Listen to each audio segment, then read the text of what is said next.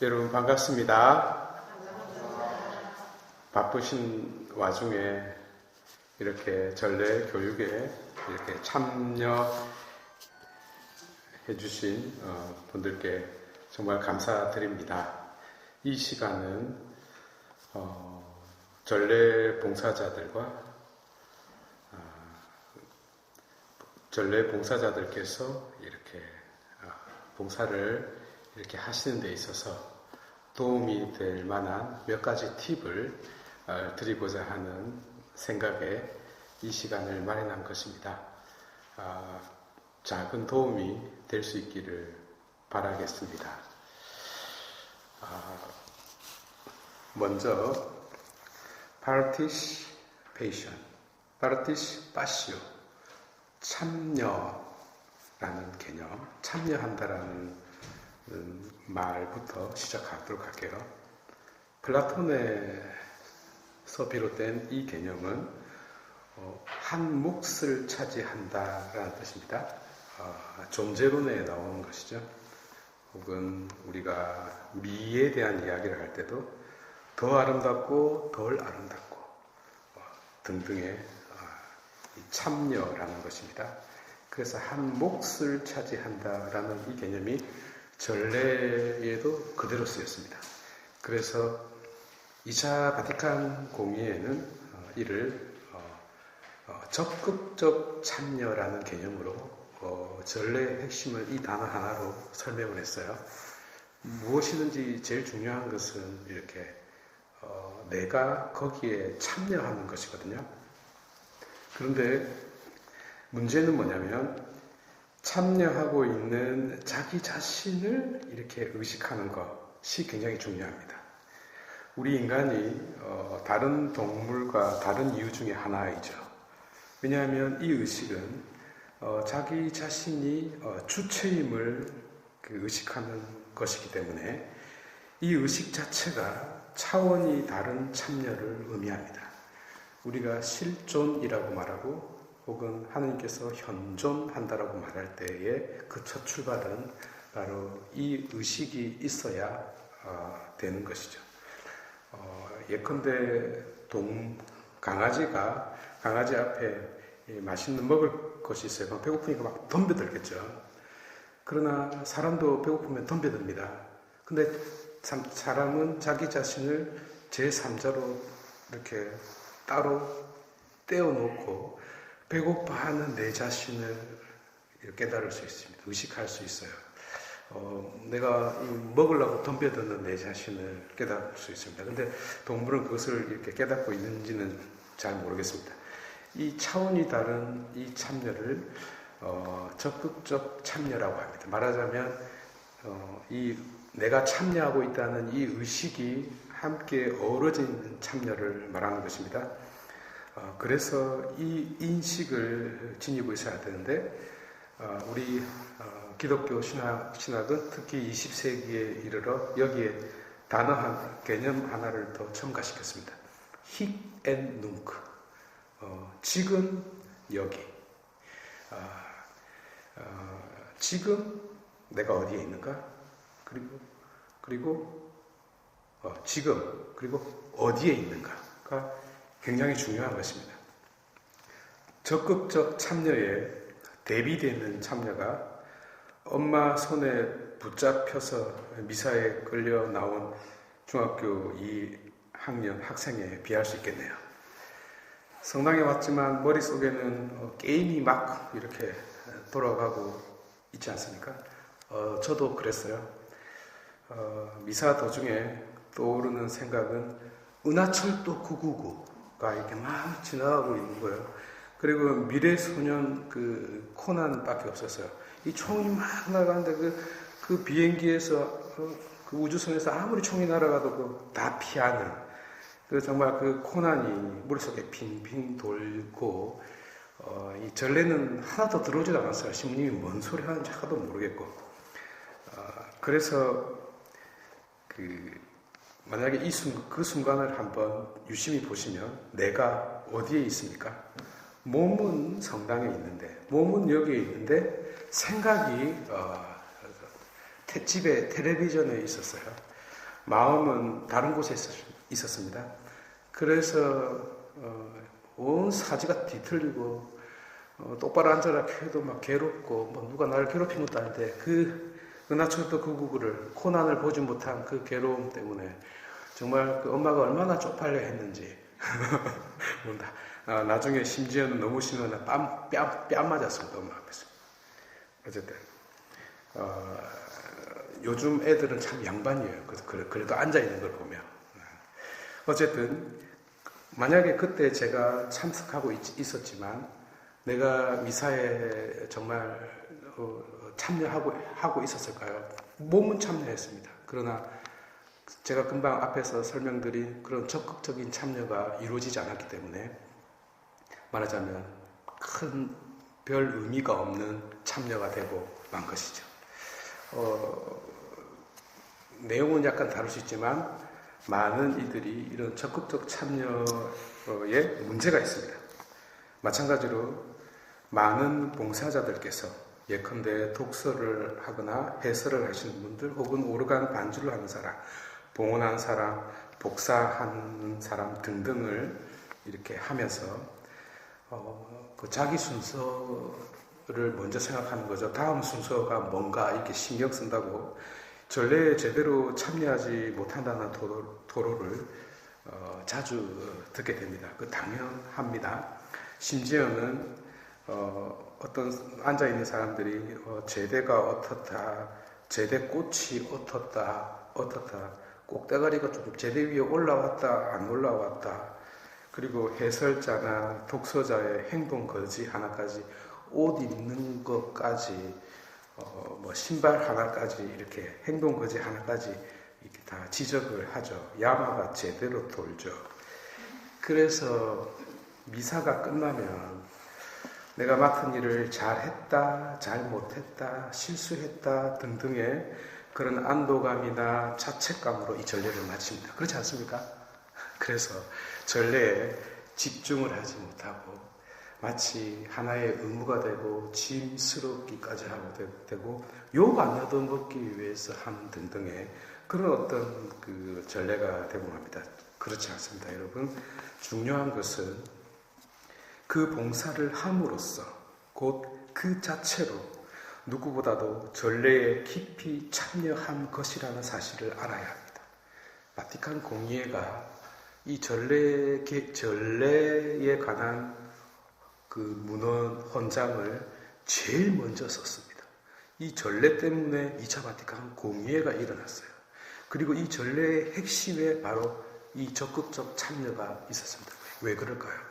가톨릭 교회가 죽어가고 있기 때문에, 전례가 메말라가고 있기 때문에 사람들은 아무 의미를 찾지 못하고 그저 형식에 불과하기 때문에, 그래서 많은 사람들이 교회를 등지고 재미도 없고 갈 필요성을 못 느끼기 때문에 먼저 이 전례문을 개혁했던 것입니다.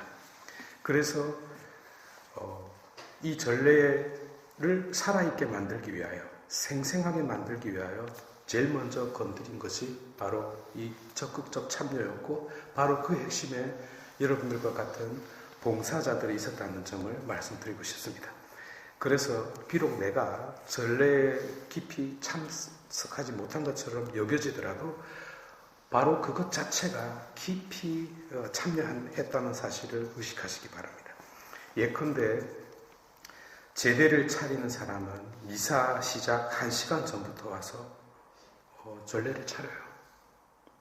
다른 사람들이 전례에 적극적으로 참여할 수 있도록 도와주는 것이죠. 벌써 그 행위 자체가 대단히 적극적으로 참여한 것입니다. 그래서 그 사람이 전례 시간 내도록 다른 잡념이나 분심이 든다 하더라도 그는 누구보다도 전례에 깊이 참여한 것이라고 문헌은 이야기하고 있습니다. 하여 다른 사람들로 하여금 구원의 전례에 참여하도록 도와주었기 때문에 그는 누구보다도 전례에 참여한 자가 되겠습니다. 그래서 봉사가 가치가 있는 것이죠. 2차 바티칸 공의회의 전례에 관한 문헌은 이 점을 매우 강조하고 있다는 점 말씀드리고 싶습니다. 그런데 많은 봉사자들께서 이 사실을 잘 모르고 있으니까 공적 예배의 의미가 우리 안으로 들어오지 못하는 것입니다. 그래서 지금 이 교육을 하고 있는 것이고요. 하여 이 의식을 갖는 것이 중요하다고 제가 말씀드리고 있습니다. 그래서 이 의식이 없으면 전례는 말 그대로 제가 중학교, 초등학교 때 정말 소가 도살장에 끌려가는 것처럼 성당에 끌려가서 억지로 앉아있는 그런 견뎌내야 하는, 빨리 끝나야만 하는 의무방어전과 같은 그런 형식이 되고 만다는 점 먼저 말씀드리고 싶습니다. 자, 두 번째로 prostrate, 집중이라는 뜻이죠. 어느 한 곳을 집중적으로 이렇게 쳐다보는 것을 말합니다. 마치 경주를 하고 있는 말 옆에 다른 곳을 보지 못하고 오직 앞을 향하여 볼 수 있게끔 보게끔 하는 어떤 그런 하나의 원리가 되겠습니다. 이 이야기는 앞에 제가 금방 말씀드린 이야기와는 반대되는 이야기인데요. 우리가 전례에 참석하면서 이런 일을 저런 일을 하면서 분심이 들지만 그럼에도 불구하고 집중해야 합니다. 시로페니키아 여인이 자기 딸이 몹쓸병에 걸려서 예수님께 찾아가지 않았습니까? 그런데 막 어떻게 해달라고 그래도 예수님께서 강아지한테 빵을 줄 수 없다고, 자녀들의 빵을 강아지한테 줄 수 없다고 정말 상상도 할 수 없는 이야기를 하지 않습니까? 그런데 이 여인은 끈질기게 요구합니다. 자기가 받아낼 것을 반드시 받아내기 위해서요. 그래서 예수님께서 그 여인의 믿음을 보시고 그 딸을 치유시켜주죠. 이 그림은 여러 가지 그림이 있는데 자세히 보면 그림들이 대부분 이렇게 돼 있어요. 예수님은 이 여인을 쳐다보지 않아요. 그리고 이 여인은 줄곧 예수님을 쳐다보고 있습니다. 근데 예수님은 다른 데를 쳐다보고 있거든요. 마치 누가 말을 하는데 흘려듣는 것처럼. 그러나 예수님은 그 여인을 누구보다도 쳐다보고 있었습니다. 어떻게 해요? 마음으로요. 이 여인도 마찬가지입니다. 예수님 얼굴을 보고 있지만 줄곧 예수님의 그 마음을 보고 있었어요. 얼굴을 보고 있었지만. 그래서 바로 그 집중을 통해서 자기가 원하는 것을 얻어내고 예수님께서도 그 여인의 마음속에 있는 믿음을 집중적으로 바라보고 이루어집니다. 앞에 일어난 눈에 보이는 것들은 하나의 외적인 형식에 불과했습니다. 실제로 안에서 이루어지는 그런 시선과 정신과 마음은 서로를 깊이 쳐다보고 있었어요. 전례라는 것이 이렇다는 것입니다. 비록 내가 봉사를 하면서 이 생각도 들고 오늘 독서자가 왜 안 올까, 왜 늦게 올까 이런 생각을 하지만 내 마음은 줄곧 우리가 바라보아야 할 곳을 보고 있다는 것입니다. 그렇게 봐야 한다는 거죠. 우리가 영화나 드라마를 볼 때 빠져 들어가지 않습니까? 일단 빠져 들어가다 보면 바로 이제 그 스토리 속에서 그 스토리가 전하고자 하는 어떤 전체적인 구조와 핵심이 내 안에 들어오는 것과 마찬가지입니다. 사실 전례가 이를 수행해야 하는데 집중하지 못하게 만드는 것이 사실입니다. 잘 보시면 어떤 처음 오신 사람들은 그렇게 해요. 아니 신부 지 혼자 다 떠들고 다 말하고 우리는 할 것도 없고 앉았다 일어났다 앉았다 일어났다 요거만 그래도 교회 가면 가만히 앉아 있는데 기도합시다 할 때 눈 감았다가 아멘 하면 눈 뜨면 되는데 일어났다 앉았다까지 너무 귀찮아 죽겠는 거죠. 여러분 보십시오. 왜 앉았다 일어납니까? 일어나는 것은 부활을 뜻합니다. 우리를 어느 순간순간에 깜짝 놀라게 일어나게 만드는 사건들, 복음을 읽을 때 일어나지 않습니까? 그잖아요? 예를 들면 그런 겁니다. 그래서 온갖 분심과 잡념이 들을 수 있는 어떤 하나의 그 예식에 집중할 수 있도록 도와주는 이들이 있습니다. 누구입니까? 여러분들입니다. 봉사자들입니다. 여러분들께서 이 일을 수행하는 분들입니다. 사실 저 혼자 아무것도 할 수 있는 게 없어요. 예를 들어서 만약에 여러분들께서 이 자리에 미사에 참석하지 않다면 나는 미사를 드릴 수가 없습니다. 왜냐하면 여러분들과 함께 내가 하는 거기 때문이죠. 그래서 주일 미사 때, 교중 미사 때 우리 신자분들이 없으면 나는 미사를 드려도 그게 교중 미사가 안 됩니다. 그렇게 중요한 겁니다. 자, 그러면 전례의 핵심으로 좀 들어가 보도록 할게요. 전례가 무엇입니까? 형식입니다. 그러나 그 안에 내용을 가지고 있어요. 역사를 가지고 있고 행위를 갖고 있습니다. 효력을 발생하고 있습니다. 엑스 오페레 오페라토라고 합니다. 형식 그 자체가 바로 힘을 발휘하는 거죠.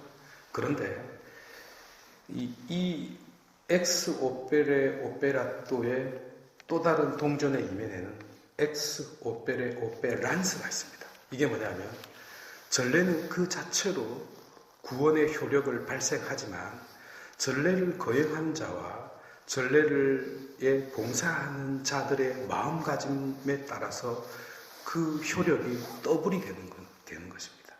제가 예를 들어서 미사 때 복음 말씀을 준비를 잘하면 혹은 독서자들이 오늘 읽을 독서를 내가 집에서 한 번 읽고 두 번 읽고 세 번 읽고 온다면 바로 그 정성이 그 마음이 사람들에게 그대로 전해집니다.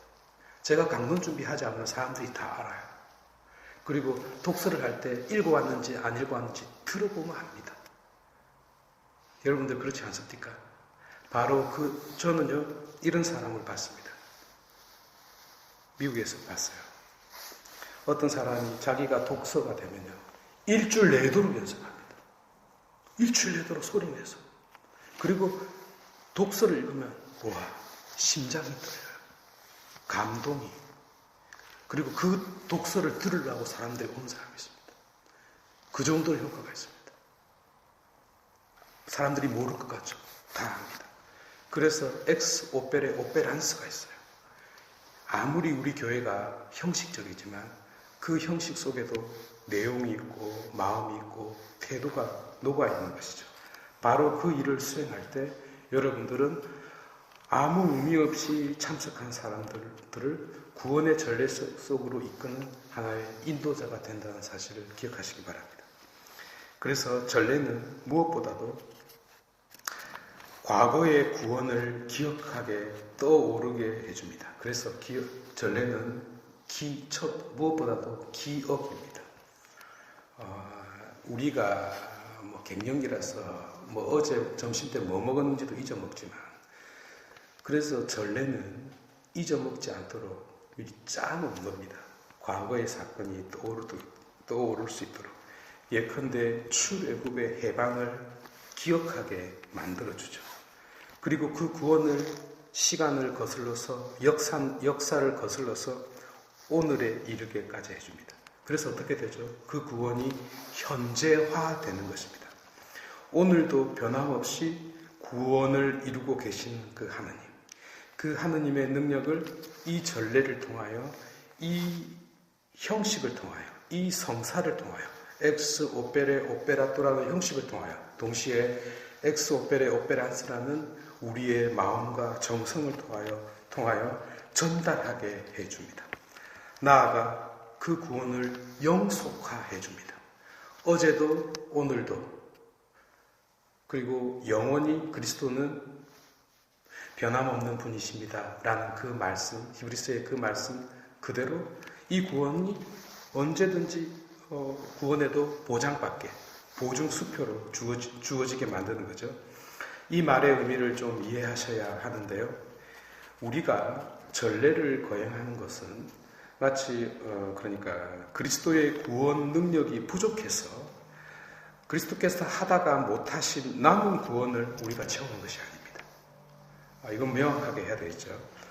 단 한 번 십자가의 희생으로 완전하게 이루신 구원을 표징적으로 이 성사와 전례를 통해서 드러내는 것입니다. 왜냐하면 우리는 시공 속에 있는 존재이기 때문이죠. 그리스도의 구원을 한 번도 보지 못한 사람이 있고, 그리고 지금도 한 번도 교회에 나오지 않은 사람이 있기 때문에, 모르기 때문에 표징적으로 전달을 해주는 거지, 그 사제가 그리스도의 남은 구원을 채우는 것이 아닙니다. 우리 모두가 다른 사람을 구원하는 자가 아니라 누구도 예외 없이 구원받을 대상이기 때문입니다. 그런데 구원받을 대상인데 자세히 보십시오. 우리는 과거에 이미 구원받은 자들입니다. 그리고 지금 이 순간을 살아가고 있는 이들이 이미 그리스도로부터 구원을 받은 자임을 확신하게 만드는 거죠. 나아가 내일 태어날 내 아이도 이미 구원받은 그 울타리 속에 들어가 있음을 확인시켜줄 예정인 것이죠. 이미 구원받았지만. 그래서 우리 개신교 신자들한테 한 번씩 물어보고, 당신 구원받았습니까? 확신합니까? 예, 믿습니다. 아멘. 이렇게 이야기하잖아요. 맞는 이야기입니다. 자, 옆으로 좀 샜네요. 예컨대 우리가 3.1절 행사를 이렇게 국가적으로 하고 있다고 칩시다. 올해 3.1절에. 그러면 그날 2023년도 3.1절 행사가 우리나라가 23년도에 그 해방이 됐습니까? 과거에 있었던 해방을 경축하는 거잖아요. 그러면 과거의 그 사건을 이렇게 가지고 와가지고 오늘 그 기쁨을 함께 나누는 것이 아니겠어요? 그리고 내년에도 할 것이고요. 예를 들면 좀 그런 것입니다. 전례도 과거에 일어난 그 하느님의 놀라운 해방을 언제나 기억하죠. 그래서 그 히브리 이스라엘 백성은 출애굽을 기념하기 위해서 그 여러 가지 축제를 만듭니다. 파스카 축제를 비롯한 혹은 초막절을 비롯한 여러 가지 축제들이요. 과거의 사건을 잊지 않기 위해서입니다. 그리고 그런 어떤 그 구원의 그 감동을 순간순간을 이 전례 안에 순서대로 이렇게 다 넣어 놓은 것이죠. 우리가 지금 보내고 있는 이 1시간 동안의 이 전례는 이스라엘의 구원의 역사 전체를, 그리고 그리스도께서 이루신 구원의 역사 전체를, 그리고 그리스도 이후에 교회가 진행하고 있는 그 모든 어떤 역사를 다 아울러서 함축적으로 요약하고 있는 것입니다. 예전에는요, 미사를 평일에는 하지 않았어요. 아십니까? 하지 않았습니다, 여러분. 주일날에만 했어요. 주일날 부활했기 때문이죠. 그리고 파스카의 축제, 좀 다가올 부활 파스카는 정말로 성대하게 거행했습니다. 그런데 이제 좀 더 발전돼가지고 이 의미가 모든 주일에 다 녹아 들어갔죠. 그래서 모든 주일날의 미사는요, 파스카 축제입니다. 파스카 축제입니다. 이거를 파스카 그 사순 시기에 부활 성야 때 성목요일부터 말하자면 성주간, 한 주간 동안을 쫙 늘어뜨리는 거죠. 이걸 압축시키는 것이 모든 주일입니다. 근데 우리가 그거를 잘 못 찾기 때문에 모르시는 거죠.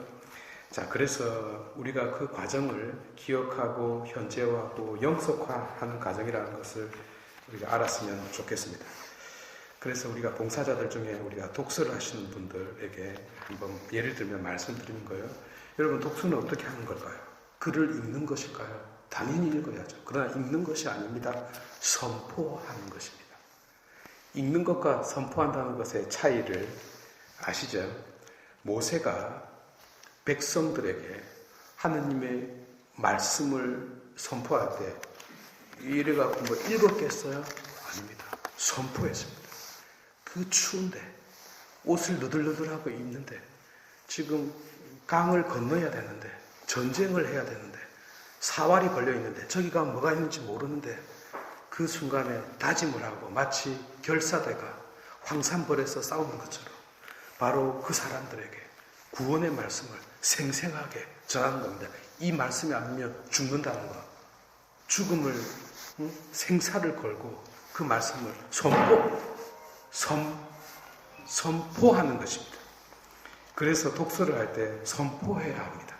그러면 사람들은 어떻게 되죠? 독서를 듣는 것입니다. 듣는 것입니다. 그래서 눈으로 매일 미사책을 읽는 것이 아닙니다. 읽는 것이 아닙니다. 독서자가 선포하는 하느님의 말씀을 듣는 것입니다. 귀로 듣는 것입니다. 믿음은, 신앙은 들음에서 시작하기 때문이죠. 자, 그러면 복음은 어떻습니까? 사제가 복음 말씀을 읽습니다. 마찬가지로 사제는 그리스도께서 말씀을 선포한 것처럼 선포해야 합니다. 그게 어떤 건지 모르겠어요. 그리고 그리스도께서 사람들에게 또 아이들에게 가르치신 것처럼 전해야 합니다. 때문에 전례의 말씀에 있어서 보편교회는 그 주일에 선포한 말씀의 핵심과 요지를 미리 정해놓았습니다. 텍스트를 내가 선택하는 것이 아닙니다. 그래서 주일날의 그 독서와 말씀을 자세히 보면요, 복음이 3년 주기로 돌아가게 해놨어요. 그게 A, B, C 해로 돌아가게 되어 있고, 평일 미사는 2년 주기로 돌아가게 되어 있습니다. 그때마다 이 말씀과 여기에 대한 믿음과 신앙을 선포하게끔 정해놓은 것이죠. 그래서 최소한 그 울타리를 벗어나서는 안 된다는 것을 정해놓은 거죠. 하여 지나치게 자의적 해석을 하거나 정치적 견해를 밝히거나 나아가 개인적 견해를 강조하는 자리가 되어서는 안 되는 겁니다. 왜냐하면 이 자리와 이 시간은 그리스도께서 공적으로 수행하는 공적 예배이기 때문입니다. 그래서 저는 이런 유혹을 이겨내야 되고 여러분도 마찬가지입니다. 이 원리는 전례에 봉사하는 모든 이에게 그대로 적용되는 원리입니다. 따라서 하느님 백성이 해설자 때문에 신경이 쓰이고 독서자 때문에 본질에서 벗어나게 해서는 안 됩니다. 예를 좀 들어볼게요. 해설자가 앉으십시오, 일어서십시오, 일어서 어쩌고 저쩌고 하죠. 당연한 일인데요. 그러나 사람들이 당연히 알고 있는 순서에 사족을 계속 달면 흐름을 끊게 되죠. 그런 불필요한 것은 하지 말라는 거죠. 최소한의 안내사항을 전해야 된다는 것입니다. 봉헌도 마찬가지인데 우리가 성가를 볼 때 다들 이렇게 한 5명 정도 남았는데 그 2절을 또 부르자 이죠. 그렇고 또 새 노래를 또 이렇게 또 부르면 물론 좋긴 합니다만 흐름이 끊긴다는 것입니다. 그래서 물이 흘러갈 때 흐름이 끊기지 않도록 이렇게 봉사를 하라는 것입니다. 자, 그리고 이제 우리가 봉헌을 하게 되겠죠. 저는 지금 어떤 전례의 의미에 대해서 그리고 전례에 적극적으로 참여하고자 하는 그리고 그것을 도와주는 우리 봉사자들의 입장에서 그래도 이 의미를 좀 알고 있으면 전례에 좀 더 기쁜 마음으로 좀 덜 가벼운 무거운 마음으로 참여할 수 있지 않을까라는 뜻에서 말씀을 드리고 있는 것입니다. 여러분 잘 아시겠지만 봉헌은 돈을 갖다 바치는 것이 아닙니다. 우리 삶의 모든 것, 우리가 한 주일을 살아가면서 이런 기쁜 일, 슬픈 일, 그리고 온갖 눈물과 노고가 배어 있지 않습니까? 부부 싸움도 하고 상처도 받고 그 모든 것, 인생의 모든 것을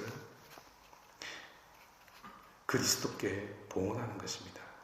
바로 그런데 사람마다 다 다를 거 아니에요? 그래서 그 백성을 대표하여 봉헌자가 봉헌하는 것입니다. 그러면 그리스도의 행위를 보여주는 사제가 그거를 받습니다. 그러면 그리스도께서 그 모든 이들의 봉헌을 받아서 당신 자신이라는 재물 위에 얹어서 하는 게 봉헌합니다. 그래서 이 제대가 미사의 중심이 되는 것입니다. 대부분의 큰 성당 그리고 거창한 제대에는 그래서 자기 자신을 봉헌한 목숨과 신앙으로 가장 거룩하게 봉헌한 순교자들의 유해를 모시는 이유가 바로 그것입니다. 그런 마음으로 봉헌하라고요. 그런데 이 봉헌을 한번 조금만 살펴볼까요? 봉헌자가 뭘 들고 올까요? 돈을 들고 옵니까? 빵과 포도주를 들고 옵니다. 빵과 포도주. 농부들의 수고와 땀으로 수확한 그 빵요. 이 빵이 어떻게 만들어지죠? 밀을 다 이렇게 농부들이 해가지고 그를 탈곡을 해가지고 방앗간에 가서 빻습니다. 그러면 가루가 되죠. 가루가 되어서 그 가루를 싹 모아서 반죽으로 이렇게 모으지 않습니까? 이 모은다는 것이 교회의 원흉이잖아요. 그래서 남은 조각을 모았더니 12강주리에 가득 찼다고 하지 않습니까? 이 가루가 이게 나중에 결국 빵이 되는데요. 이 가루가 무엇입니까? 아버지의 허리가 부러지고 어머니의 심장이 찢어진 가루입니다. 자기 존재와 생명을 소모하여 자식들에게 주는 새 빵으로, 새 생명의 빵으로 바뀝니다. 이 빵을 들여다볼까요? 그 빵이 입에 들어오죠. 그러면 이빨에 씹힙니다. 그러면 다시 가루가 되겠네요. 영양분이 되어야 되니까요. 이것은 도대체 무엇을 상징할까요? 우리 구원을 위하여 온 몸이 가루가 된 그리스도의 몸부림을 가리킵니다. 그래서 초창기 교회에서는 성체를 받아 모실 때 이런 규정이 있었습니다. 반드시 씹어 먹으라고요. 소리내서. 원수의 뼈를 오들득 이렇게 씹는 것은, 그리고 미운 놈 뒷담화 깔 때 껌 씹듯이 소리나게 이렇게 씹어 먹어야 했습니다. 아니면 술 먹고 새벽에 몰래 들어온 남편을 목덜머리를 잡아서 갈아 마시듯이 씹어 먹어야 했습니다. 왜 그랬을까요? 그리스도는 우리 안에서 그렇게 씹히기를 바라시기 때문입니다. 당신은 부서지고 낮추어져야 했기 때문이죠. 그런데 잘 보십시오. 왜 당신이 이렇게 씹히기를 바랍니까? 왜 씹히죠? 우리가 그리스도를 씹고 다른 사람은 이제 씹지 말라고요. 그 원수를 보거든 물 냉수 한 그릇이라도 주라고. 씹지 말고. 그리스도인이 세상 사람들과 다른 것은 성질이 좋아서가 아니고 바로 이 예식을 통해서 내 화를 풀었으니 이제 다른 형제들한테 분풀이 하지 말라고요. 당신을 씹고 다른 사람을 씹지 않는 것. 그리스도께서 우리 안에서 부서지고 가루가 되어 말 그대로 우리가 불교에서 말하는 무가 되는 것입니다. 예, 무가 되는 거예요. 아무것도 아닌 자가 되는 것입니다. 그런데 우리는 살면서 무언가가 되려고 하지 않습니까? 누군가 짓밟고 올라서려고 하고 좀 더 나은 자, 좀 더 가진 자, 좀 더 배운 자 표를 계속 내지 않습니까? 그런데 그리스도를 보십시오. 당신은 가루가 되고 가장 낮은 자리, 그러나 아무것도 아닌 자가 되지만 우리의 삶을 받쳐주는 토대가 되고 영양분이 됩니다. 복음에서 제자들에게 빛과 소금이 되라는 말의 본뜻이네요. 모든 것을 비춰주는 자, 자기는 물에 녹아 없어지지만 모든 음식을 맛있게 해주는 소금이 되라고 한 그리스도는 그냥 말만 한 것이 아니라 당신이 몸소 이렇게 보여주시다는 거죠. 그리고 그 봉헌된 그리스도 사람들의 그 모든 땀과 수고와 그 기쁨과 슬픔, 그 모든 것을 이 빵과 포도주를 통해서 받은 사제는, 자 이제 사제를 뺄게요. 사제는 그리스도의 구원의 능력을 외적으로 보여주는 하나의 형식에 불과합니다. 이제 그리스도께서 봉헌하는 것입니다. 제가 그리스도와 동급이라는 것이 아니라 보여줘야 되니까 보여줄 뿐입니다. 아무것도 아닙니다. 그리스도께서 여러분들의 모든 것을 다 받아들여서 이제 당신 자신을 하나님께 봉헌합니다. 이 제대 위에서요. 그리고 당신은 당신의 빵이 높이 들어 올려지네요. 그리고 당신의 피도 높이 들어 올려지네요. 왜 높이 들어 올립니까? 보라고. 모두들 보라고. 이 빵이 어디에서 왔으며 이 피가 왜 흘러졌는가? 이 빵이 어떻게 생겼고 이 피가 왜 흘러졌는지 그 이유를요. 토마스가 생각이 나나요? 나는 내 손가락을 거기에 넣어보지 않고서는 믿지 못하겠다고요. 영원히 믿을 수 없는 신비입니다. 그러나 교회는 바로 그리스도의 몸과 피를 보여줍니다. 예전에는 성체와 성혈을 같이 먹고 마셨어요. 그런데 중간에 어떤 그 성혈에 대한 이단이 생기는 바람에 이 성혈을 못 마시게 했죠. 그러나 서양에서는 성체와 성혈을 함께 영합니다. 그런데 지금은 비위생적인 이유로 전염병이 또 생기고 해서 약간 못하게 하는데 같이 먹고 마시죠. 우리도 할까요, 그렇게? 안 하는 게 좋겠죠. 양치질 안 하는 저 같은 놈들이 있었기 때문에 안 하는 게 좋습니다. 자, 그러면 우리가 신경도 바치죠. 우리가 바치는 그 신경 생각하니까 하나이고 거룩하고 보편적이고 사도적인 교회, 하나의 세례를 통해서 이어받은 그 교회의 신앙, 그 신앙을 이제 우리가 다 같이 이렇게 고백하게 됩니다.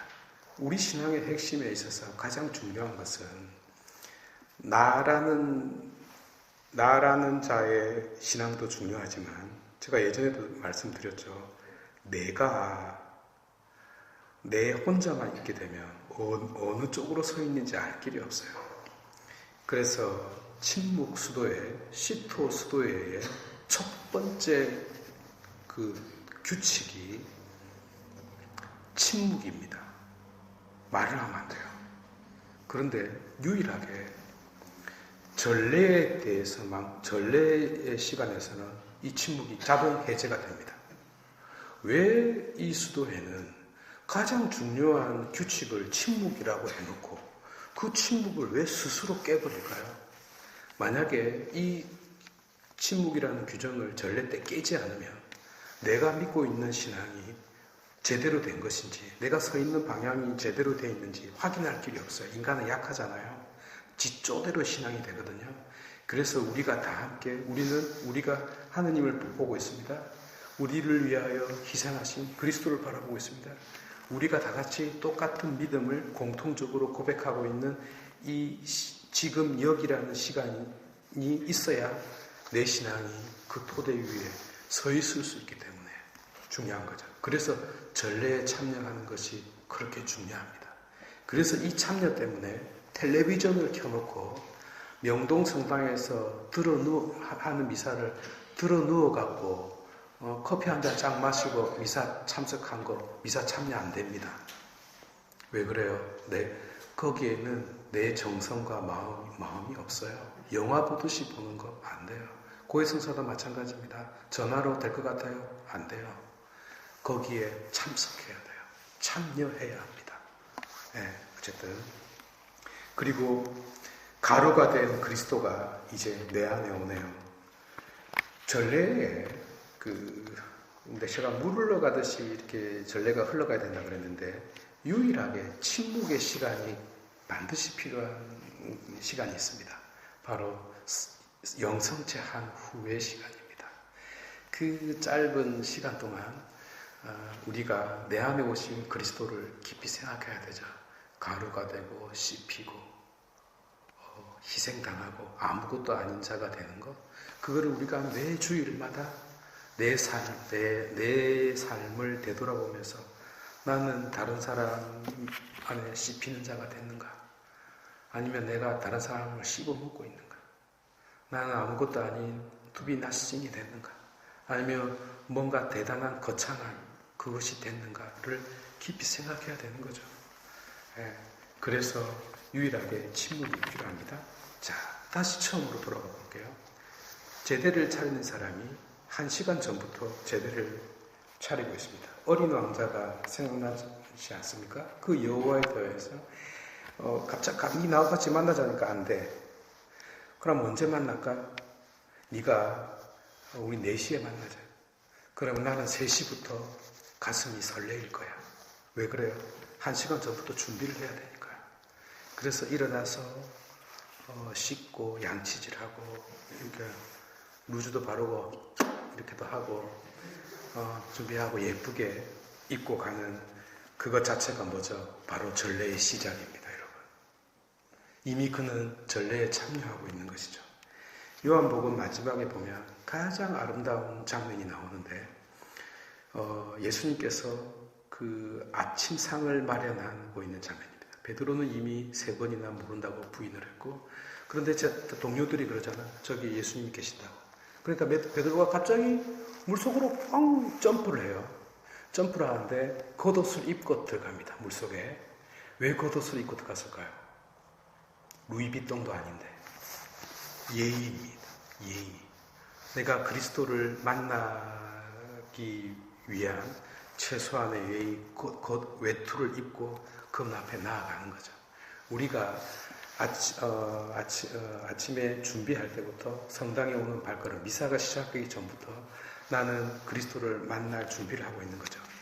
이게 바로 적극적 참여의 시작이자 어떤 면에서 모든 것입니다. 다른 예를 들어보면요, 여러분 고해성사를 들어가도 많이 힘들죠. 예? 겁나고. 저는 그렇게 하지는 않는데, 고해성사에서 가장 중요한 게 뭔지 아십니까? 죄를 고백하는 거, 웃기는 소리요. 아무것도 중요하지 않아요. 고해성사에서 제일 중요한 거는 정문을 열고 들어오는 겁니다. 그러면 다 끝난 거예요. 자, 그래서 내가 설레는 마음으로 준비를 하잖아요. 그러면 제가 다시 처음으로 돌아가서 그 이야기를 들으는 것도 뭐냐면, 내가 준비를 하고 이거 하면서 집안일도 생각나고 싸운 것도 생각나고 또 하나 분신 들 것도 생각나지만 바로 그것 자체가 놀라운 전례에 적극적 참여라는 것. 자, 그리고 이제 전례가 끝났어요. 다 함께 노래를 부르고 그리스도를 안에 모시는 자로서 어떻게 되죠? 이때 미사 에스트. 미사가 끝났다 이겁니다. 돌아가라는 거예요. 집으로 가라는 거예요. 왜 집으로 가라는 거예요? 왜 집으로 가라고 했을까요? 그리스도를 내 안에 모신 상태로 가라는 겁니다. 이제 우리 옆에 우리 형제자매님 얼굴 한번 살짝 한번 돌려볼까요? 돌려보세요. 네. 그 원수 같은 남편 한번 봐요. 그 남편도요, 그 안에 그리스도가 모셔져 있어요. 저 십자가를 한번 보세요. 내가 좋아하는 사람만을 위해서 십자가에 달려있는 거 아닙니다, 여러분. 저들을 용서하소서라는 그리스도의 그 마음처럼 내가 싫어하는 사람, 내 원수를 위해서도 그리스도가 못 박혔다는 걸 여러분 잊으면 안 돼요. 그래서 이 미사에 참여한 게 그렇게 중요한 겁니다. 저 사람도 그리스도를 모시고 있는 거예요. 그리고 나서 집으로 갑니다. 똑같은 세상이지만 다른 세상이에요. 왜 그래요? 나는 내 안에 그리스도가 들어오셨기 때문입니다. 그리고 미사를 끝나고 나면 이렇게 된 것처럼 이제 다 덮이죠. 다시 고요함과 정적이 찾아옵니다. 그러면 이 제대는 자기 할 일을 다 끝났어요. 주도권을 빼앗깁니다. 어디에 빼앗길까요? 보입니까? 감실? 저 감실이 다시 이 침묵과 고요의 주도권을 찾습니다. 그래서 성체 조배를 하는 겁니다. 초창기 교회에 가장 중요한 것 중에 하나가 지금까지도 이어지는데, 저 감실이 굉장히 중요한 그 기능이 하나 있습니다. 그게 뭘까요? 병자 봉성체입니다. 몸이 아파서 나이가 들어서 다쳐서 교회에 나오지 못한 사람들이 집에 있잖아요. 참여를 못했어요. 그럼 이제 어떻게 해야 되죠? 신부는 저 감실에서 남은 성체를 모시고 그 사람들을 찾아가는 것입니다. 마치 저 터브너클, 구약의 그 괴악의 괴를 모시고 가는 이스라엘 백성처럼, 혹은 다윗이 춤을 추었던 것처럼, 혹은 성모님께서 엘리사벳을 방문할 때 당신 태안에 그리스도를 모시고 엘리사벳을 만나서 구원의 기쁜 소식을 전해준 것처럼, 그리고 그 구원의 기쁜 소식을 들었던 엘리사벳처럼 바로 그 장면 그대로 성체를 모시고 봉사자들과 함께 그 사람을 찾아가는 것입니다. 그리스도의 현존을 찾아가는 거죠. 참여하지 못한 그 사람. 그러면 그 사람도 어떻게 되죠? 전례에 참여한 것입니다. 예, 그렇습니다. 바로 이것이 현존이었고 바로 그것을 이렇게 했던 것이죠. 그래서 미사 때는 이 제대가 주도권을 갖고 미사가 끝나면 저 감실이